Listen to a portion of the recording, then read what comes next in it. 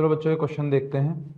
इसमें बोला जा रहा है कि let P alpha comma beta comma gamma, P एक पॉइंट दे रखा है अपने को, alpha comma beta comma gamma, और be the point on the line this at a distance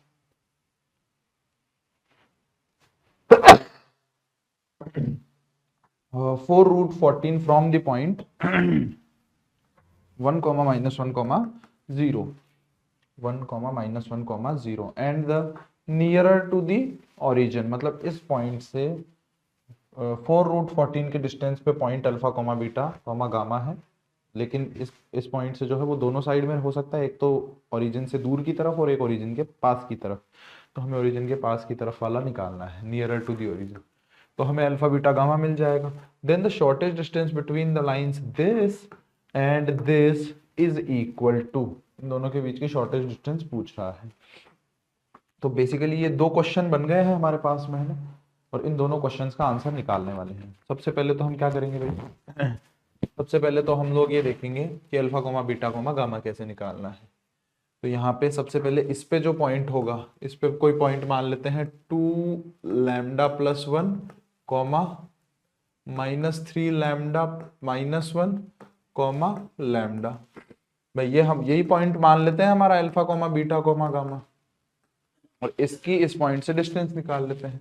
तो 2λ+1 -1, तो 2λ का होल स्क्वायर प्लस 2 -3λ-1 -1, तो मतलब ये 3λ का होल स्क्वायर प्लस λ-0, मतलब लैम्डा का स्क्वायर इज इक्वल टू कितना आ जाएगा 16 × 14, है ना। तो यहां से कितना मिल जाएगा अपने को 4 5 5 + 9 14 times lambda square is equal to 16 × 14। तो यहाँ से लैम्डा की जो वैल्यू आएगी वो आएगी +-4। अब अगर मैं 4 ले लेता हूँ, अगर मैं लैम्डा की वैल्यू 4 ले लेता हूँ, तो 4 के केस में लैम्डा इज इक्वल टू 4 के केस में हमें पॉइंट पी क्या मिलेगा, पॉइंट पी मिल जाएगा अपने को 9 कॉमा -12 -13 कॉमा 4, और लैम्डा अगर मैंने -4 ले लिया तो यहाँ से पी कितना आ जाएगा, अगर -4 ले लिया तो -8 +1 तो -7, ये इधर से आ जाएगा 12 -1 मतलब 11, और ये इधर से आ जाएगा -4। अब अगर मैं ओरिजिन से डिस्टेंस की बात करूं तो ओरिजिन से डिस्टेंस इसकी कम है, इसकी ज्यादा है ना, क्योंकि ये नियरर है, ये ओरिजिन के ज्यादा पास में है। ठीक है, चेक करके देख सकते हो 7 का स्क्वायर प्लस 11 का स्क्वायर प्लस 4 का स्क्वायर। अब और कंपेयर कर रहे हैं हम किसके साथ में, 9 का स्क्वायर प्लस 13 का स्क्वायर प्लस 4 का स्क्वायर। तो डेफिनेटली 4 के स्क्वायर तो सेम है, 7 11 दोनों ही कम हैं जिनके स्क्वायर से ऐड कर रहा हूँ, इधर दोनों ही बड़े हैं जिनके स्क्वायर में ऐड कर, तो ये ज्यादा नियरर है, तो ये वाला हो जाएगा सेलेक्ट, ये वाला हो जाएगा रिजेक्ट। सही बात है। अब इसके बाद में क्या करेंगे भाई, तो यहाँ से जैसे ही हमें alpha comma beta comma gamma मिल गया हमारे पास में, इस लाइन की इक्वेशन क्या आ जाएगी, ये आ जाएगी हमारे पास में x - 9/1 is equal to y minus beta y + 13/2 is equal to z minus कितना आ जाएगा 4। एक सेकेंड, मैंने 9 वाला ले लिया क्या, नीचे वाला था ना, ऊपर वाला तो रिजेक्टेड था। तो ये कितना हो जाएगा, ये यहाँ से हो जाएगी x + 7/1 is equal to y minus 11/2 is equal to z minus +4/3। ये हमारे पास में एक लाइन आ गई और ये दूसरी लाइन आ गई, इन दोनों लाइंस के बीच की हमें डिस्टेंस निकालनी है। तो दोनों लाइन दो स्क्यू लाइंस के बीच की डिस्टेंस कैसे निकालते हैं, तो उनके ए एंड बी पॉइंट को मिलाने वाली जो लाइन होती है उन पे प्रेजेंट एक एक पॉइंट लो, और उन दोनों को मिलाने वाली लाइन को उन दोनों लाइंस के पैरेलल वेक्टर्स के परपेंडिकुलर डायरेक्शन पे क्या ले लो, प्रोजेक्शन ले लो, है ना। तो यहाँ से सबसे पहले ए एंड बी पॉइंट क्या है -7, ये हमारे पास में ये पी हो गया, इस पे कोई पॉइंट जो है वो क्यू मान लेते हैं। क्यू पॉइंट कितना हो जाएगा हमारे पास में, इस पे वो हो जाएगा -5 tan 3, है ना।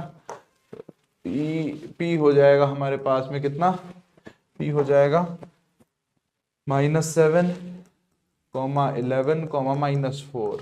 क्यू पॉइंट हो जाएगा हमारे पास में कितना, क्यू हो जाएगा अपने पास में -5 tan 3, -5 tan 3।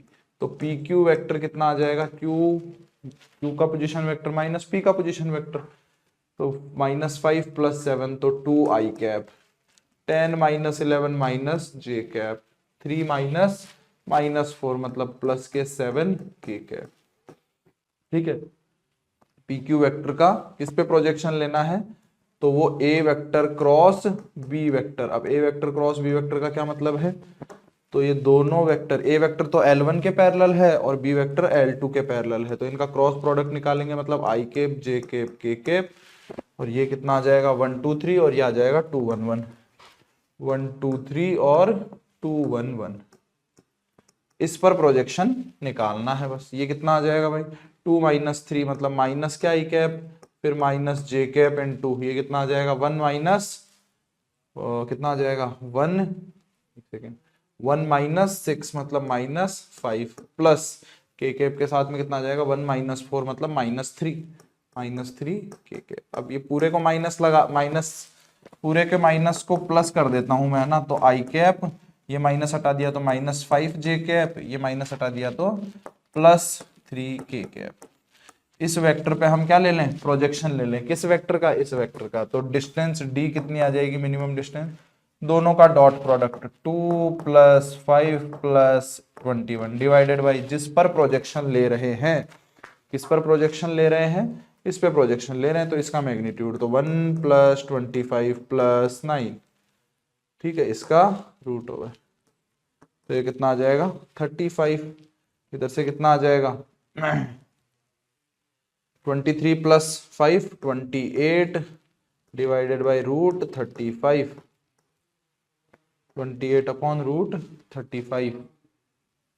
ये क्या है भाई, कुछ कैंसिल वैंसिल हो रहे हैं क्या, हाँ बिल्कुल 7 से कैंसिल हो रहा है, ये 5 आ जाएगा रूट के अंदर है ना, और ये 7 × 4, तो ये 4√7 बचेगा, तो आंसर कितना आ जाएगा यहाँ से हमारा आंसर आ जाएगा 4√7/5, 4√7/5। तो ये सेकंड ऑप्शन हमारा करेक्ट आंसर हो जाएगा। ठीक है बेटा।